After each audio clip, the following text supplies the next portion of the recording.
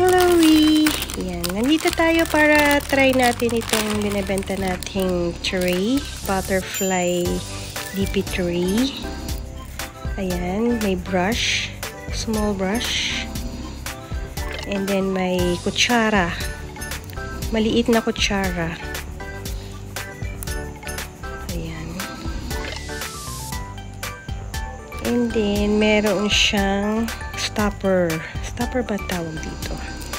Comment nyo nga po yung kung anong tawag dito. Stopper ba? Tama ba? Para hindi lumusot ang mga beads natin. Ayan. Ipapakita ko sa inyo kung saan nilalagay yung stopper. Diba ang ganda niya? Ang cute. 5 na yung malalagay nating beads dyan. Habang gumagawa. Ayan. Suksok natin yung stopper. Ayan. Diba? Cute. Butterfly din yung stopper niya. Ayan, nalagay na natin lahat. Ang galing-galing, ang cute-cute. Next, papakita ko naman sa inyo kung paano gamitin ito. Ayan. Nalagay natin yung isang beads. So, kalug-kalug lang, kalug-kalug. Ayan. And then, voila! O, diba? May 5 beads na tayo dyan. Ang kagandahan po ay malalim siya. Medyo malaki po yung ano niya. Dito naman ipapakita ko sa inyo kapag tapos na po kayong gamitin itong mga beads na to. So, kapag wala po kayong embudo, pwedeng ganyan. Pero maganda ziplock kasi yung ginagamit ko. So, pwede na yan.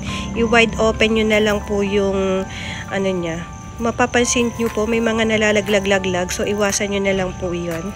Kung hindi naman po maiiwasan ay hayaan na lang malaglag at isa-isahin nyo na lang ang katulad ng ginawa ko kanina. At dahil gusto nating ulitin uli kung may malalaglag uli na beads, so ayan, kalug-kalug lang, kalug-kalug habang wala pa tayong embudo po na magagamit. Ayan. So okay naman. So sa ngayon wala pa naman nalalaglag po, 'di ba? Ayan, yan kalug-kalug lang, kalug-kalug.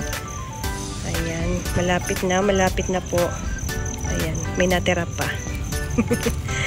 Ayan, next uli po natin. Check uli natin. Nandun naman sa pinakadulo ang beads. So, okay naman.